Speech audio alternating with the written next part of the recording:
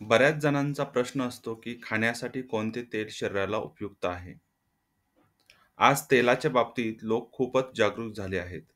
तेल कमी खावे, कोणते खावे, कोणत्या पद्धतीने तेल तयार केलेले खावे, याबद्दलची जागरूकता दिसू लागली आहे. परिपूर्ण असे कोणतेही तेल नाही.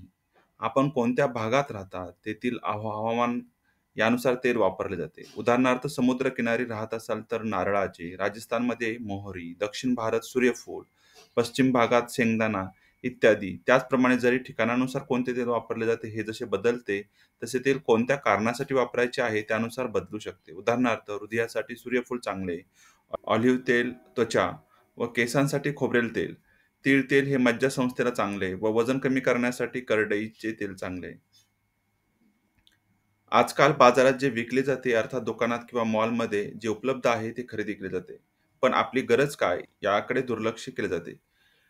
रिफाईन म्हटले की पटकन घेतले जाते. खरे तर रिफाईन करत असताना गंधरहित व चिकटपणा कमी करताना त्यामध्ये विविध केमिकलचा वापर करावा लागतो. त्यामुळे शक्य झाल्यास कमीत कमी वापर करावा.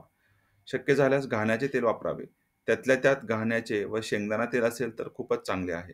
तेलाचा वापरही 2 ते 3 चमचे दिवसाला अर्थात गरजेनुसार कमी देखील होऊ शकतो. अतिप्रमाण कधीच वाईटच.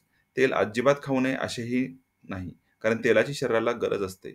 आपली गरज काय व किती आहे व कोणत्या कारणासाठी आहे यानुसार तेल कोणते वापरायचे हे ठरवायला हवे. योग्य तेलाचा वापर करावा.